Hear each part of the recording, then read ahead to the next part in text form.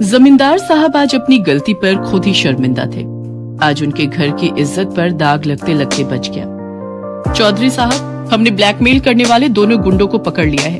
वो गुंडे वीरपुर गांव पर बहुत समय से नजर रखे हुए थे और वो ये भी जानते थे कि वीरपुर गांव की औरतें खुले में नहाती हैं। पर हमें खुशी है कि आपकी छोटी बहू सुधा ने जो हिम्मत दिखाई और उन बदमाशों के खिलाफ हमारी पुलिस थाने में रिपोर्ट लिखवाई, उसकी हमें दाद देनी होगी।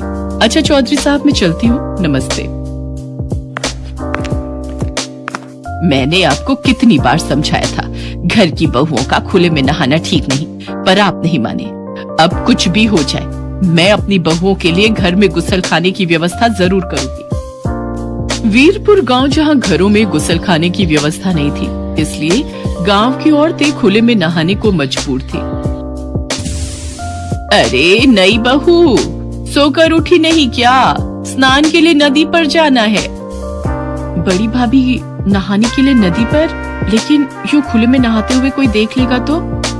हाँ सुधा, इस गांव में औरतें खुले में ही नहाती हैं और वैसे भी गांव के लोगों को पता है कि जिस समय गांव की औरतें नदी पर नहाने जाती हैं, उस समय गांव के मर्द नदी के आसपास भी नहीं फटकते।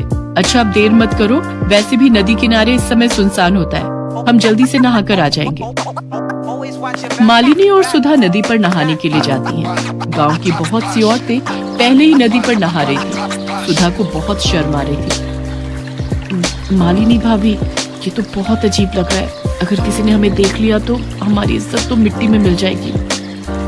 अरे काहे का शर्मा रही हो बहू रानी, हमें इतने साल हो गए, आज तक तो हमें किसी ने देखा नहीं, तो अब कौन देखेगा?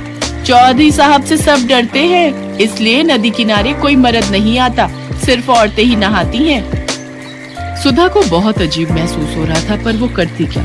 मजबूरी में उसे मालिनी और बाकी की गांव की औरतों के साथ नदी में उतरना ही पड़ता है।